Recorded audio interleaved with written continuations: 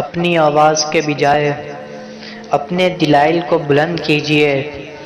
پھول بادل کے گرجنے سے نہیں، برسنے سے اگتے ہیں۔ خاموش رہو، صرف خدا ہی تمہارے دل کا بوجھ ہلکا کر سکتا ہے۔ جو عشق صرف رنگ و روپ کی خاطر ہوتا ہے، وہ دراصل عشق نہیں بلکہ فسق ہے۔ رومی صاحب فرماتے ہیں، اپنے دل کو اس وقت تک توڑتے رہو جب تک یہ کھل نہ جائے۔ کنواں کھودنے والا کنویں میں جا گرتے ہیں۔ کوئی برا آدمی سزا پائے بغیر نہیں رہتا، اور اچھائی جزائے پائے بغیر نہیں ہوتی۔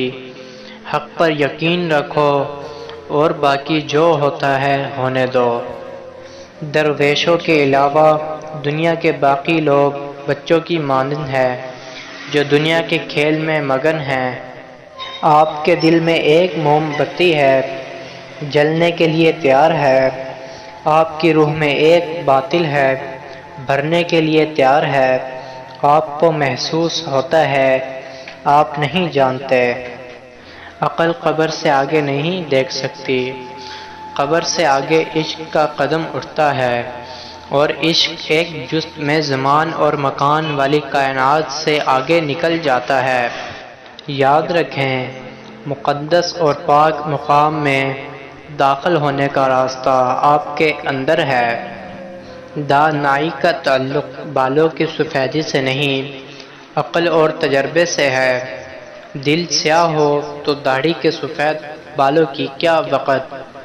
اگر میرا علم مجھے انسان سے محبت نہیں سکھاتا تو ایک جاہل مجھ سے 1000 درجہ بہتر ہے۔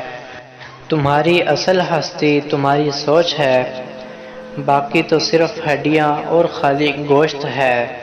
خدا تک پہنچنے کے بہت سے راستے ہیں، لیکن میں نے خدا کا پسندیدہ ترین راستہ مخلوق سے محبت کو چنا۔ زندگی آمد برائے بندگی، زندگی بے بندگی شرمندگی۔